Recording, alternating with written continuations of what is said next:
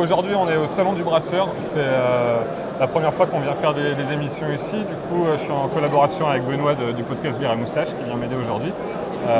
D'abord, merci au Salon du Brasseur parce qu'ils nous ont invités pour faire ces petites vidéos. Je suis avec toi, Pierrick, aujourd'hui sur le stand de Yakima. Je pense qu'il y en a quelques-uns qui te connaissent déjà et qui connaissent Yakima. Mais du coup, pour ceux qui ne connaissent pas du tout, parce que peut-être qu'il y en a encore, tu peux nous expliquer, toi, te présenter ce que tu fais chez Yakima et puis surtout, c'est quoi Yakima Chief? Ouais, carrément. Je m'appelle Pierrick, je suis le manager Europe des ventes pour Yakima Chief. Donc j'ai une équipe de 7 personnes dispatchées un peu partout en Europe. Et Yakima, en fait, on est une coopérative de fermes. On est détenu par plus d'une dizaine de fermes. Et donc on est une coopérative et on vend les houblons en direct aux brasseurs. Notre mission, c'est de mettre en contact nos fermes avec les brasseries tout partout dans le monde. Ok, du coup, c'est des fermes américaines principalement. Ouais, on n'est pas loin de Seattle. D'accord. Donc Yakima, c'est à 2 heures de route de Seattle. Et sinon, on a aussi des fermes dans l'Idaho et on a aussi des fermes dans l'état de l'Oregon. Ok, c'est des endroits aux États-Unis, je suppose, qui sont propices à faire des houblons plutôt aromatiques, il me semble. Ouais. C'est un peu là-dessus qu'on est spécialisé. Vous êtes spécialisé. Récemment, il me semble que vous êtes allé un peu dans le Nouveau Monde. Il me semble qu'il y a une ferme qui a rejoint la coopérative. Ouais, il y a MacOps, qui est une ferme en Nouvelle-Zélande, qui a rejoint la coopérative. Donc c'est la première fois que Yakima Chief part du Pacifique Nord-Ouest. D'accord. Et donc ouais, on est super contents. C'est une ferme familiale de 4 générations de houblonniers. Et on est super content de les rejoindre. La qualité des houblons, elle est superbe. Ouais. Et c'est plutôt sympa d'avoir d'autres variétés à notre portfolio. Ok. Du coup, principalement du houblon aromatique. Il y a une grosse particularité, c'est que vous avez aussi sorti il y a peu de temps ce qu'on appelle du cryo.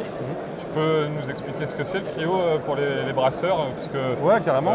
Autant vous faites du pelé, du cône, qui sont disponibles un peu partout dans le monde, mais du coup le cryo, c'est quoi la différence avec du houblon standard? Ouais, comparé au pelé, le cryo, en fait, c'est à peu près le même process, sauf que c'est cryogénisé et c'est sous azote. D'accord. Donc ça permet de retirer la partie végétale. Et on vient de recevoir un brevet mécanique dessus. Donc pendant 99 ans, il n'y a personne qui peut dire qu'ils ont les mêmes produits sur le marché. Donc des produits un peu différents qui apportent beaucoup d'aromatiques et un meilleur rendement. Donc toutes les brasseries à la mode, entre guillemets, craft, ils utilisent ça pour leurs bombes houblonnées. Et il y a de plus en plus de brasseries industrielles ou plus grosses qui commencent à l'utiliser parce que le rendement il est superbe. Ouais, si j'ai bien compris, on peut en utiliser moins par rapport à un houblon traditionnel, pelletisé classique. Ouais. Du coup, forcément, on a moins de dépôts au fond du fermenteur, donc moins de pertes. Exactement. En gros, c'est 2 fois plus cher, mais tu en utilises 2 fois moins. Ouais. Et vu qu'il y a moins de parties végétales, il y a moins d'effet d'éponge. Donc quand tu purges, il y a moins de bière qui est perdue. J'ai entendu aussi que, alors avant tout était basé aux États-Unis. Il y a eu une implantation qui a été faite en Europe là récemment. Ouais, ça fait un peu plus de 10 ans qu'on est en Europe, mais on louait des bâtiments. Donc maintenant on a notre propre entrepôt sur 6000 m². Ouais. Ça nous permet d'accueillir plus de 18 000 palettes de houblon. D'accord. Donc c'est plutôt pas mal. On est au sud de Bruxelles, donc le dispatch il est assez facile partout dans l'Europe. Donc on travaille soit par UPS pour des petites quantités, soit par palette. C'est super facile de travailler avec nous maintenant. Ouais. Et alors autant pour les professionnels, c'est quoi? C'est des sacs de 5 kg en moyenne.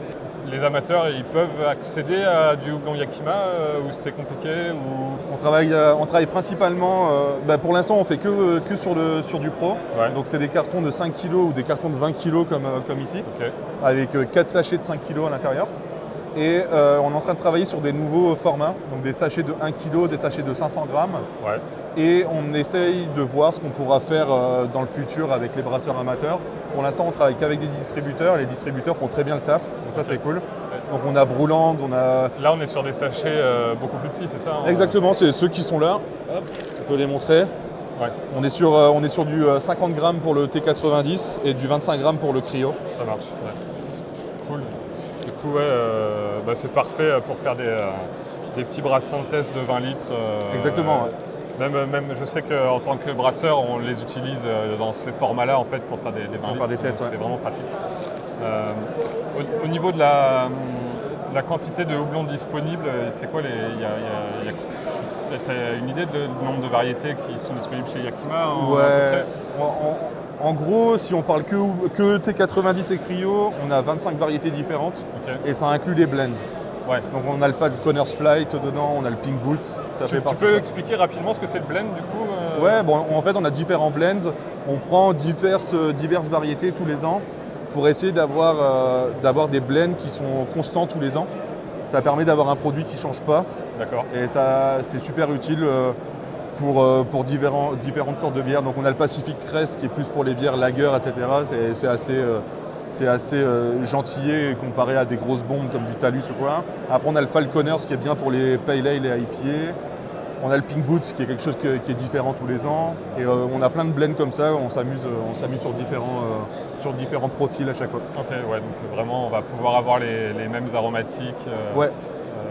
Toutes les années, on va pouvoir faire la bière un peu plus régulière. Exactement, sauf que vu que c'est une plante, c'est une fleur le houblon, donc les alpha-acides peuvent changer, les huiles peuvent changer, avec un blend toute l'année c'est la même chose. Okay. Donc si tu fais tes calculs début janvier pour ton blend, après tu n'as plus besoin de faire de changements sur ta recette à l'année. Donc ça c'est un gros avantage. Pratique, quand on commence à faire du volume et avoir une régularité dans les arômes. Exactement. Est-ce qu'au niveau de la recherche variétale, est-ce que Yakima du coup est impliqué là-dedans ou c'est vraiment que les houblonniers qui bossent là-dessus Non, on a de la chance d'avoir la Hop Breeding Company, donc HBC. Donc à chaque fois que vous voyez un nouveau HBC sur le terrain, comme là à la pression le HBC 638 ou le 586, le 630. C'est parce qu'ils n'ont pas encore des noms commerciaux. Exactement. En fait. Et ça veut dire Hop Breeding Company, donc HBC, avec le numéro de la variété. D'accord. Et on fait de la recherche tous les ans. Il y a des variétés qui arrivent en finale. On les fait tester aux brasseries. Et si les brasseries l'apprécient et si les fermes l'apprécient, il y a un petit nom qui lui est donné. Donc le dernier en date, c'était le Talus. Ouais. Tout le monde apprécie, j'ai l'impression. Il est plutôt pas mal, ouais. Ça change un petit peu. Pamplemousse rose, c'est vraiment cool comme produit. Ça marche. Écoute, merci beaucoup Pierrick. Merci à toi. Merci d'avoir présenté Yakima et puis j'espère que ça permet de faire découvrir aux auditeurs les houblons Yakima. Ouais, j'espère. Et n'hésitez pas à nous contacter. Alexandra, Rimbaud et moi, on est sur le terrain, donc c'est facile de nous contacter si vous avez des questions ou quoi. On est là pour ça. Super, merci beaucoup. Merci. Bon salon. Ouais, toi aussi. À bientôt. Salut.